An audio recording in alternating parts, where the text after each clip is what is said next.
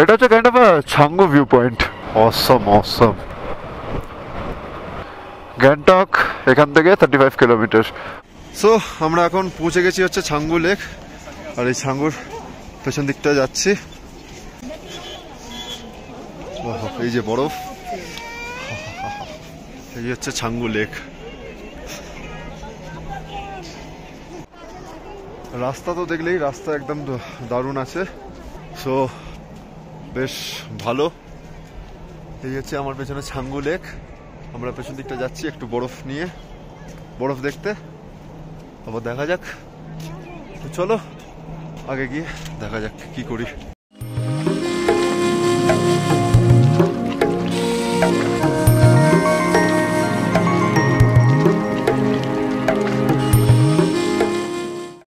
So এখন বাজে প্রায় 2:30, আর আমরা বেরোলাম হচ্ছে ছাঙ্গু লেক থেকে।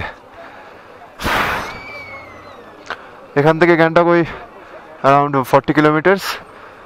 দেখি কতক্ষণ লাগে গ্যাংটক পৌঁছাতে। সো একটু হোটেলের জন্য একটু দাঁড়াতে হলো আর কি, 5-10 মিনিট। তো এবার আমরা এখান থেকে বেরোচ্ছি।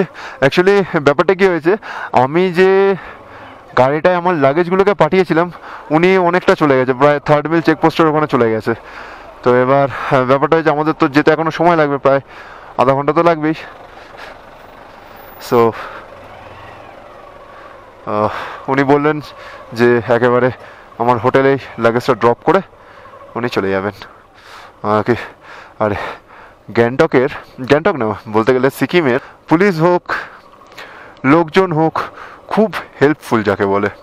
ও হো, জাস্ট ক্রস করে এলাম, আর ভিউটা দেখো বস, জাস্ট ভিউটা দেখো। ও দারুণ দারুণ, অসম, বিউটিফুল, বিউটি, জাস্ট বিউটিফুল। এখান থেকে প্রায় 40 কিলোমিটার জায়গাতে গ্যাংটক। লেটস সি কতক্ষণ লাগে। এখানে তো বলছে 40 কিলোমিটার যেতে আমার তকরিবান 1 ঘন্টা মতন লাগবে, 1 ঘন্টা 10 মিনিট। Let's see.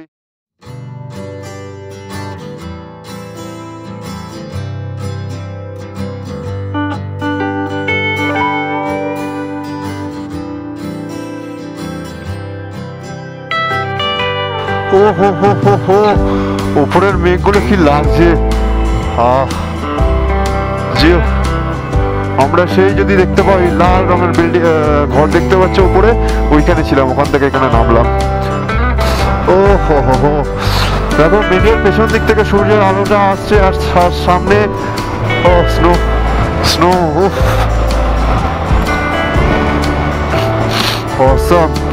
একদিকে ভালো হলো আমরা যে সময় বেরিয়েছি, কারণ সামনে যা দেখতে পাচ্ছি ওয়েদারটা খারাপ হওয়া শুরু করেছে। তো ওয়েদার খারাপ হওয়ার আগে আমরা বেরিয়ে এসেছি। মেবি রাস্তায় একটু ক্লাউডস হয়তো পেতে পারি।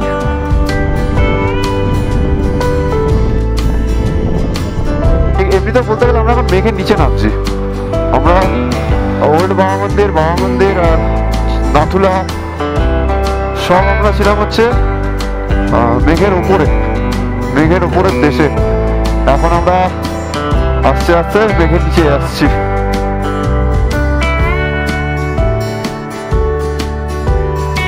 এখান থেকে গ্যাংটক হচ্ছে 28 কিলোমিটার, সেবক 137 কিলোমিটার, মঙ্গন 102, আর চুমথাং 184।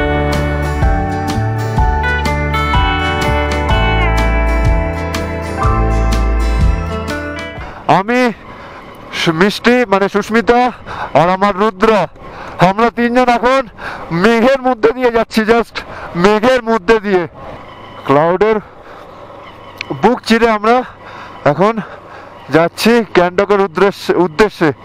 কে আমি, মিষ্টি মানে সুস্মিতা আর আমার রুদ্র, আমার ইউনিকর্ন।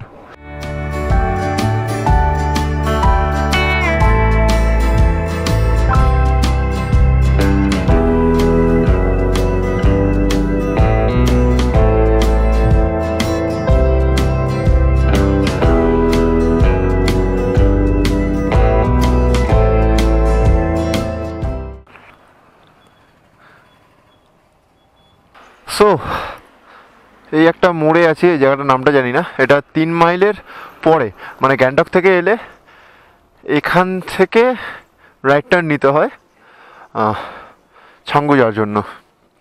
সো আমরা এখন এখানটায় আছি। আর তখন উপরে কি হয়েছিল, প্রচণ্ড মেঘ হঠাৎ করে চলে এসেছিলো, যাই না, উপরে প্রচণ্ড মেঘ হয়ে গেছিলো আর কি, ক্লাউডসগুলো সব উপরের দিকে উঠছিল।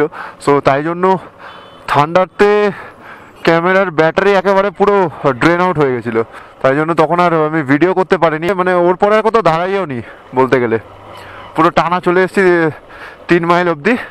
তারপরে 3 মাইল থেকে এখন ক্রস করে আর কি একটু দাঁড়ালাম, একটু রেস্ট নিলাম বলতে গেলে।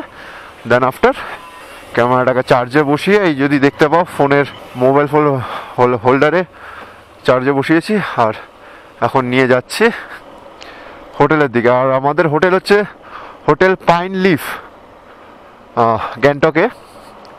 এইখান থেকে তার ডিস্টেন্স অ্যারাউন্ড 4.5 কিলোমিটার্স মতন।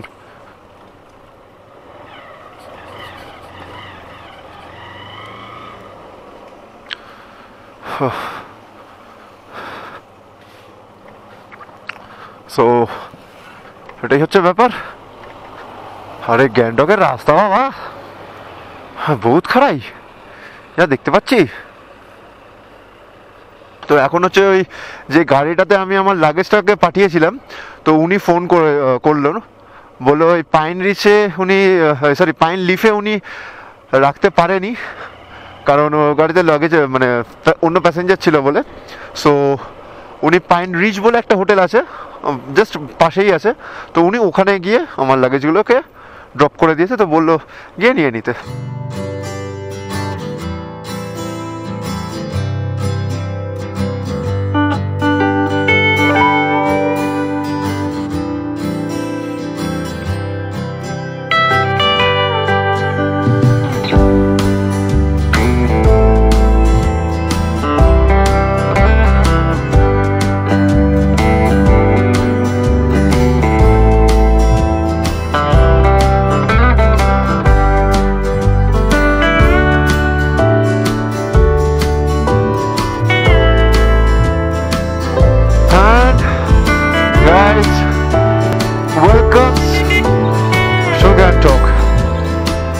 এখন বাজে প্রায় 4:15।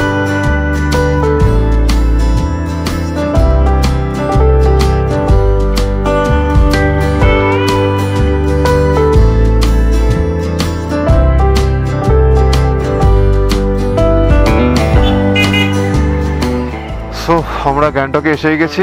এই আমাদের ডান দিকে হচ্ছে এইদিকে টিবেট রোড, এই যে ডান দিকে টিবেট রোড, আর সোজা আমরা যাচ্ছি নামনাং রোড। সো আমরা এখন এমজি মার্গের সাইড ঘেঁষে যাব।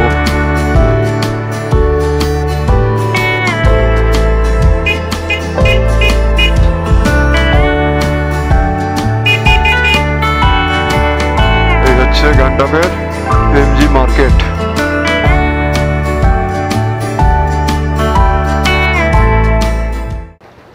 তো চলো একেবারে রুমে গিয়ে তোমাদের সাথে কথা হচ্ছে, চলো টাটা। সো কালকে আর ভিডিওটা এন্ড করতে পারিনি, কালকে অ্যাকচুয়ালি এসে আর ইচ্ছা করছিল না একদম। তো ভিডিওটা কেমন লাগলো আমাকে নিশ্চয়ই জানিও। তার সাথে সাথে যারা এখনও চ্যানেলটাকে সাবস্ক্রাইব করোনি, মনে করে চ্যানেলটাকে সাবস্ক্রাইব করো আর পাশের বেল আইকনটা দাবিয়ে দিও। তো টিল দেন আবার নতুন ব্লগে দেখা হচ্ছে। So till then, ride safe, always wear your helmet, ride on roads, not on animals. Jai Hind, Jai Bharat.